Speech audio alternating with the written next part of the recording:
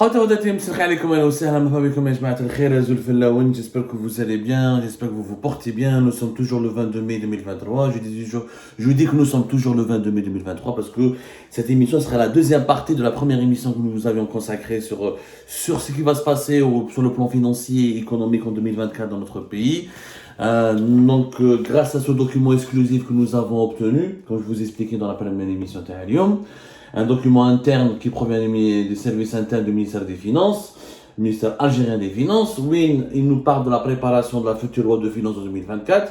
On a expliqué dans la première émission que l'État algérien, le régime algérien compte claquer plus de 109 milliards de dollars, l'équivalent de plus de 109 milliards de dollars en 2024, alors qu'il a déjà dépensé plus de 101 milliards de dollars, l'équivalent de plus de 101 milliards de dollars en 2023. Je parle en dollars parce que c'est les devises, je ne vais pas parler en dinars, parce que si je parle en dinars, il faudra une calculatrice scientifique, c'est des dizaines, des centaines de milliards de dinars. Donc je préfère parler en milliards de dollars pour que vous ayez une vision claire et puissiez comprendre et assimiler un petit peu la gravité de la mauvaise gestion financière de notre pays. Je dis mauvaise gestion financière parce que comme j'ai expliqué dans la première émission, ce document explique d'ailleurs, on reviendra plus tard dans d'autres émissions, il demande à faire des efforts de faire des économies, réduire certaines dépenses, etc., faire attention à la situation financière. Et d'un autre côté, il donne le droit aux décideurs du régime Tebboune de continuer à dilapider, je dis bien à dilapider de l'argent public, parce qu'ils vont augmenter d'une année, depuis 2022, les budgets, les dépenses de l'État, et les trains de vie de l'État algérien ne cessent d'augmenter, les budgets de fonctionnement, les salaires des fonctionnaires, l'acquisition de mobilier pour les services de l'État, les budgets des services de sécurité, le budget de l'armée, les pensions du Moudjahidine, le parc automobile, les vêtements, la nourriture des différents agents et des administrations au service de l'État. C'est des dépenses qui ne cessent d'exploser. 109 milliards de dollars, majorité consacrée au budget de fonctionnement de l'État. C'est même pas le budget des équipements, là, des investissements.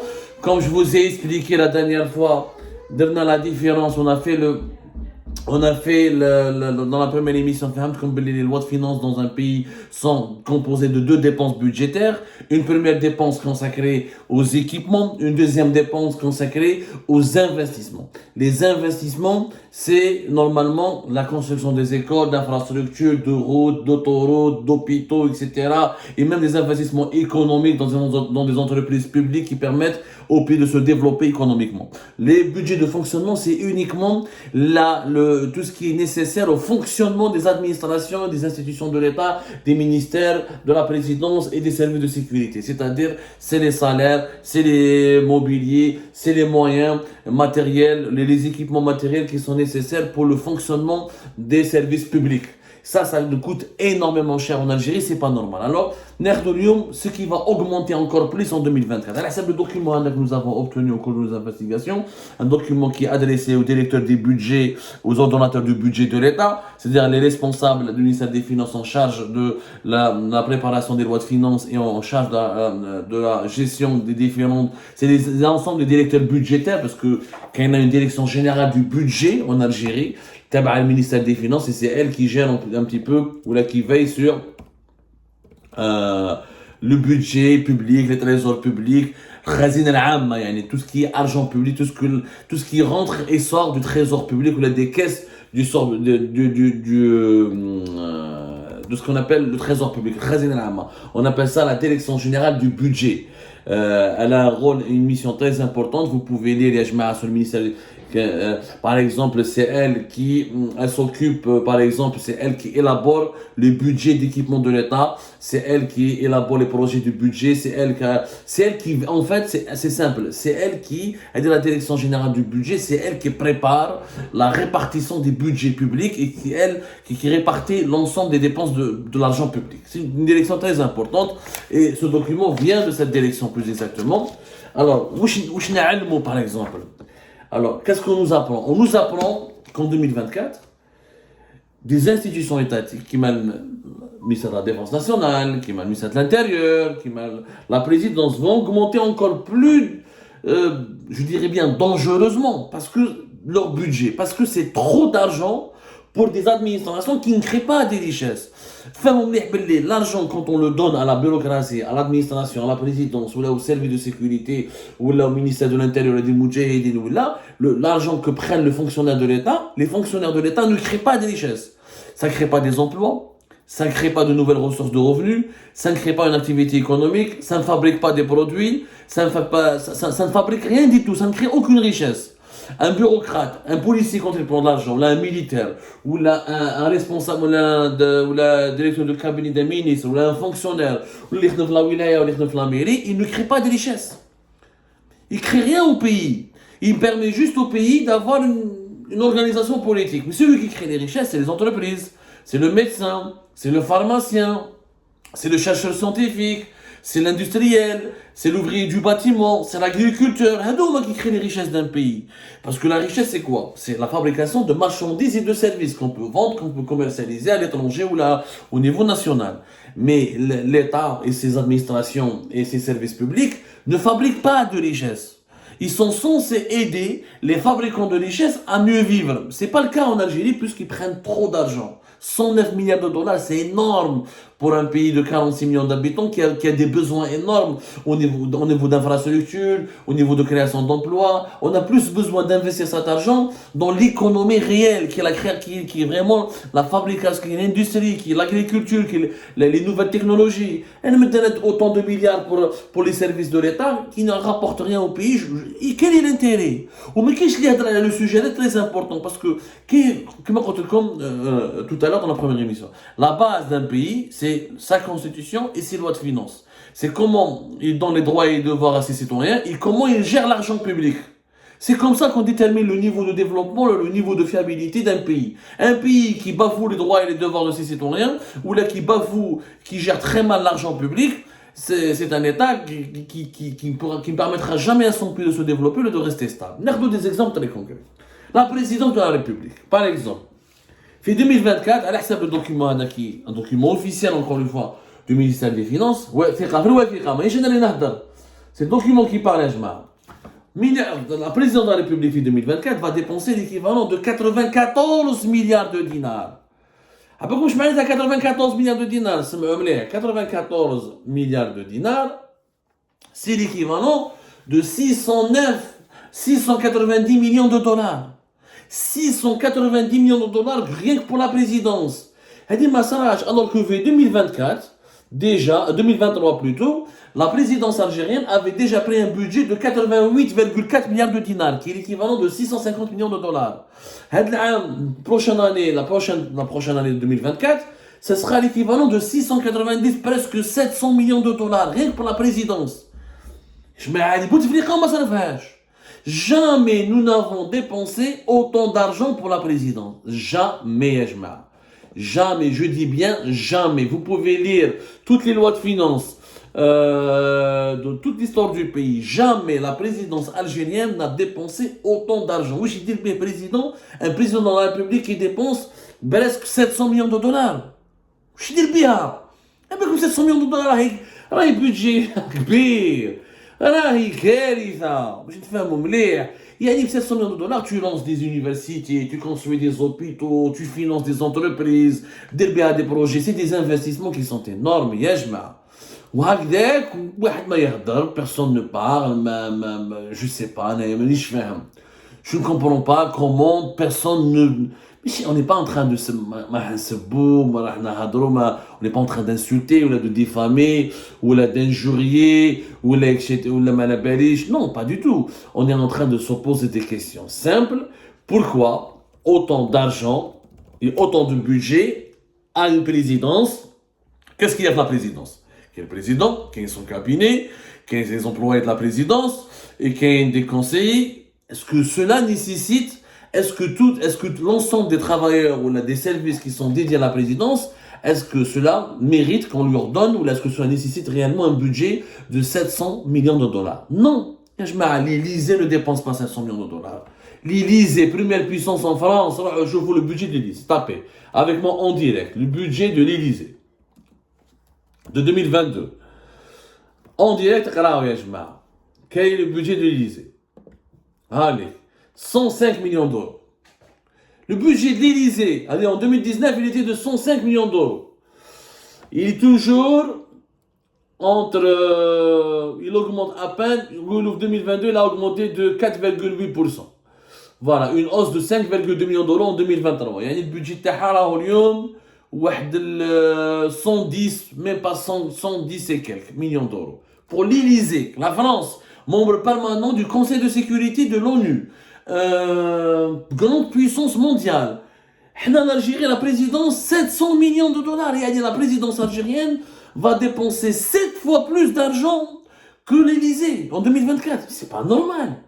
Il y a quand même quelque chose qui cloche. الانسان normalement يسقسي يبحث واش كاين لا بريزيدونس عندهم دي سيرفيس عندهم par exemple le haut conseil de la minorité عندهم واحد l'organisme عندهم le médiateur de la République عندهم mais à part ça ما كاين حتى حاجه جديده. يعني je ne vois pas comment et pourquoi la présidence a autant d'argent. Dans un pays, il y a plus de 5 millions de chômeurs, où la cherté de la vie est derrière la où il y a beaucoup d'inflation, où il y a de plus en plus de pauvres, où il y a un manque d'usines, où il y a un manque de start-up, où il y a un manque de banques, il y a plein de domaines où l'Algérie doit investir pour rattraper son retard technologique, économique et scientifique et pour sortir de son sous-développement. L'armée, la même chose. L'armée, elle va avoir, selon le document, notre position en 2024, elle va avoir un budget de plus de 2676 milliards de dinars, c'est l'équivalent de 20 milliards de dollars. Qui m'a en 2023, elle voulait plus de 20 milliards de dollars, juste 18 milliards de dollars, en 2024, l'équivalent de 20 milliards de dollars, et ça sera toujours le premier budget du pays. C'est énorme. Une armée qui dépense pour la deuxième année consécutive presque 20 milliards de dollars. Oui, il y a des incertitudes au niveau géopolitique, il y a des problèmes avec le Maroc, il y a des problèmes au niveau de la frontière avec la Libye, il y a des problèmes. Oui, mais est-ce que 20 milliards de dollars c'est justifié? Est-ce que la sécurité nationale ne devrait pas passer par aussi le développement économique, par le développement humain? Est-ce que tout l'argent qui a été dépensé durant les années précédentes, comment il a été utilisé? Est-ce que nous n'avons pas acquis suffisamment d'armes pour nous protéger? Et est-ce que protéger un pays, ça passe uniquement par les armes? Je vois la guerre en Ukraine, la grande armée russe, malgré toute sa puissance militaire, elle est en difficulté. Finalement, le chef de l'Arabie Saoudite, avec tout l'argent qu'elle dépense pour son armée, l'un des pays les plus dépensés au monde, il a fini par faire la paix avec l'Iran parce qu'il a compris qu'une guerre confrontation militaire n'est pas forcément bonne et qu'elle n'est pas intéressante et qu'il peut-être il faut faire pour garantir sa sécurité, il faut passer aussi par d'autres moyens que les dépenses militaires. Un exemple, le ministère de l'Intérieur, qui les fait la DGS, les fait la police ou les pompiers, ça sera en 2023 et en 2024, il veut obtenir un budget de 1332 milliards de dinars, qui est l'équivalent de plus de 9,7 milliards de dollars. Il y a presque 10 milliards de dollars pour le ministère de l'Intérieur. La partie la plus importante du budget du ministère de l'Intérieur, c'est la police. La police, son budget, ces dernières années, depuis 2021-2022, elle dépasse les 2,2 jusqu'à 2,5 milliards de dollars, 2 milliards et demi. Apparemment, en 2024, ils veulent que la police algérienne prenne un budget de presque 3, voire plus 3 milliards de dollars. C'est énorme. Nous avons plus de 250 000 policiers. Nous avons plus de policiers qu'en Italie, en Algérie, il y a plus de policiers qu'en Allemagne, qu'en France, qu'en Italie. Est-ce que c'est normal aussi? Bien sûr, préserver la sécurité, c'est bien. Mais la préservation de la sécurité ne passe pas que par le déploiement d'une force de police massive. Ou uniquement dans l'ordre public. On a l'impression que le régime algérien se prépare à avoir une police très bien développée pour la répression, pour le contrôle absolu du pays. C'est beaucoup d'argent. Parce que l'autre moyen de garantir la sécurité, c'est aussi la création d'emplois. Quand une population n'a pas d'emploi, il n'y a pas de logement décent, ne mange pas à sa faim, c'est normal qu'il y ait les fléaux sociaux.